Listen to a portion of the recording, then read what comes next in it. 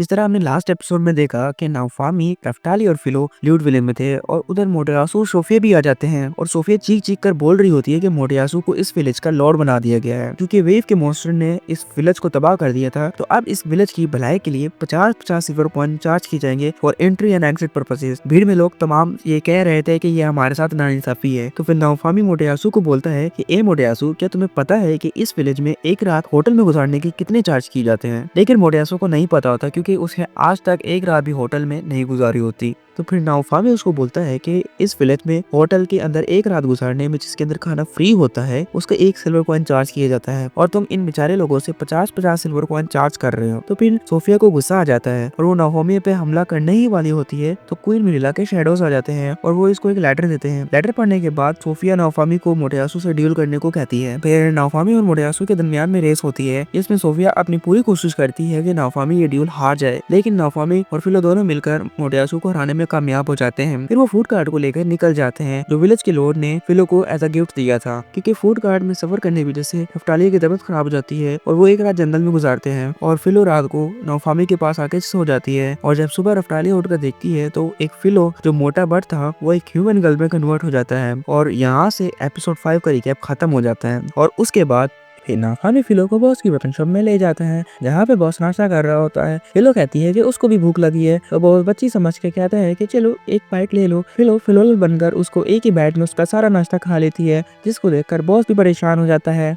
फिर रफ्तालिया बॉस को बताती है कि हम इसको स्लेव ट्रेडर के पास लेकर गए थे, उधर से पता चला कि फिलो या तो क्वीन है या तो किंग, क्योंकि इतनी अच्छी ट्रांसफॉर्मेशन या तो किंग कर सकता है या तो क्वीन। फिर नाओफामी बॉस से कहता है कि क्या तुम्हारे पास फिलो के लिए कुछ कपड़े पड़े हैं? तो बॉस कहता है क्यों? तो फिर नाओफामी बताता है कि जब भी फिलो ट्रांसफॉर्मेशन करती है तो इसके कपड़े फट जाते हैं, जिसकी वजह से मुझे आंखें बंद करनी पड़ जाती है। बॉस बताता है कि तुम ड्रेसिंग शॉप पे चले जाओ, वो तुम्हारा मसला यह हल कर सकती है। फिर नाओफामी रफ्तालिया फिलो को लेकर ड्रेसिंग शॉप पे चले जाता है जिधर शॉप ओनर फिलो को कुछ कपड़े पहनने को देती है। नाओफामी शॉप ओनर से कहता है कि क्या उसके पास कुछ ऐसे कपड़े पड़े हैं जो फटे ना, क्योंकि जब भी फिलो ट्रांसफॉर्मेशन करती है तो उसके कपड़े फट जाते हैं। तो शॉप ओनर कहती है कि अच्छा तुम इसीलिए आए हो, तो क्या तुम मैजिक थ्रेड नहीं लाए? नाओफामी शॉप ओनर का जवाब सुनकर काफी कंफ्यूज हो जाता है। तो शॉप ओनर कहती है कि मैजिक थ्रेड एक माना होता है जिससे कपड़े नहीं फटते, एक काम करो तुम मैजिक थ्रेड ले आओ, वो उसके लिए कस्टम मेड ड्रेस बना देगी। नाओफामी मैजिक थ्रेड का पता करने के लिए उसी मैजिक लेडी के पास आता है जिसने इसको बुक दी थी। वो लेडी बताती है कि इसके पास जो जेमस्टोन था वो टूट गया है जो मैजिकल थ्रेड बनाता था। नाओफामी लेडी से पूछता है कि क्या वो एक्सपेंसिव होता है, तो वो कहती है कि असल में वो काफी रेयर होता है और इसकी सप्लाई भी काफी कम होती है।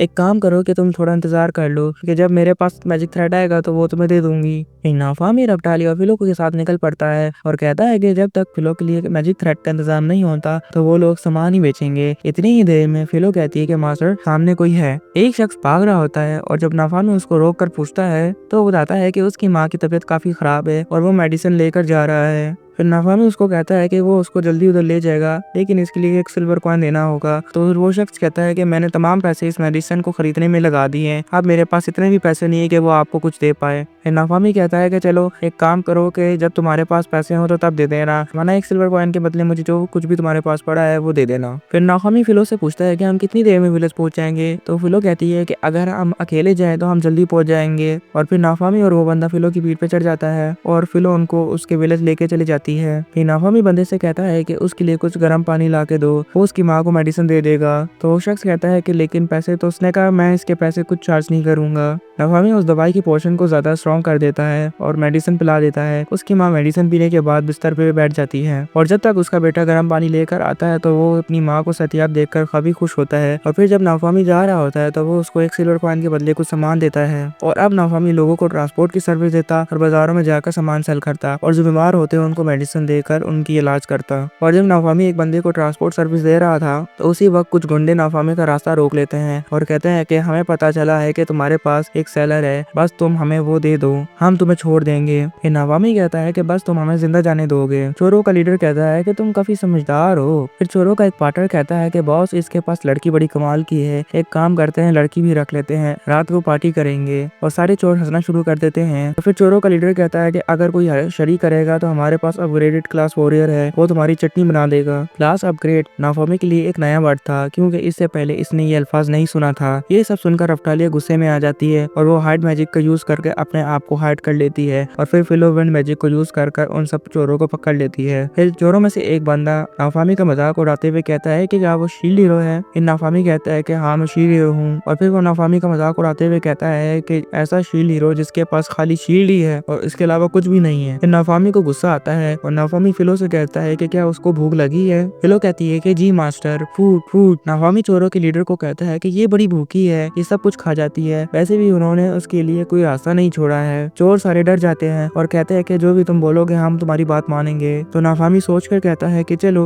ओके, और फिर नाफामी उनसे सारा लूटा हुआ सामान ले लेता है। और फिर जब चोर सारा सामान नाफामी को दे रहे होते हैं और नाफामी कैरेज में लोड कर रहा होता है, फिर वो ट्रेडर कहता है कि मैंने ऐसा ट्रेडर स्पिरिट आज तक नहीं देखी और ये काफी कम ही देखने को मिलती है। और फिर वो ट्रेडर कहता है कि वो नाफामी को लाइक करने लगा है और वो नाफामी को अपने तमाम नॉलेज और कनेक्शन देगा। और फिर वो ट्रेडर नाफामी को अपने साथ ले जाता है और वो नाफामी को मेटल क्राफ्टिंग करना, जेमस्टोन्स के बारे में बताना और दूसरे छोटे मोटे मैजिक सिखाता है। उसके बाद वो ट्रेडर नाफामी को एक पार्टी में ले जाता है जिधर उसकी मुलाकात दूसरे सेलर से कराता है। तो उधर उसको पता चलता है कि मोटोयासु ने एक विलेज में एक लेजेंडरी क्रॉप किया है जिससे उनकी फसल काफी ज्यादा हो रही है। और दूसरी तरफ अमाकी के बारे में सुनने को मिलता है कि उसने साउथ ईस्ट में जाकर एक बड़े से ड्रैगन को मार गिराया है, जबकि इजुकी के बारे में पता चलता है कि वो कभी पहाड़ों में होता है और ना कभी डंजन वैली में होता है और दूसरे मुल्कों के बंदे भी उसको आकर ज्वाइन कर रहे हैं। कि नाफामी ट्रेडर के कनेक्शन में से मैजिक थ्रेड का पता करता है और फिर वो ओल्ड लेडी को लेकर उसी जगह पे चला जाता है। वो लेडी कहती है कि इतना रेयर जेमस्टोन फाइंड करना बहुत मुश्किल है, तुमने ये कैसे कर लिया, तुमने इतनी जल्दी कैसे फाइंड कर लिया। फिर वो ओल्ड लेडी बताती है कि असल में ये पहले टेंपल हुआ करता था जो बुरे कामों के लिए इस्तेमाल किया जाता था। फिर नाफामी, रफ्तालिया, फिलो और वो ओल्ड लेडी एक टेंपल में गार की तरफ से दाखिल होते हैं। नाफामी रफ्तालिया और फिलो से कहता है कि अपनी आंखें खुली रखना, यहाँ पर कुछ भी हो सकता है। जब नाफामी उधर पहुंचता है तो उधर एक बॉक्स ओपन पड़ा था और उस बॉक्स में एंशिएंट लैंग्वेज में लिखा हुआ था कि हम दुआ करते हैं कि ये सीड यहाँ से कभी ना निकले। ये सीड हमारी ख्वाहिशों को खत्म करने के लिए और दुनिया से भूख मिटाने के लिए है। इतनी देर में फिलो नाफामी से कहती है कि मास्टर यहाँ से रास्ता नीचे जा रहा है और वो लोग इस रास्ते को फॉलो करना शुरू कर देते हैं। थोड़ा ही आगे बढ़ते हैं तो उनको एक बड़ा सा फुटप्रिंट मिलता है। नाफामी कह ही रहा होता है कि हम यहाँ तक आ गए हैं तो हम जेमस्टोन लेके जाएंगे। और इतनी देर में उनकी आग बुझ जाती है और एक पर्पल लाइट जलना शुरू हो जाती है और कुछ आवाजें आ रही होती हैं कि मैं नाफामी की दोबारा से स्लेव बनना चाहती हूँ ताकि मैं नाफामी को अपने हाथों से मार सकूं और इसका खात्मा पीछे से कर सकूं।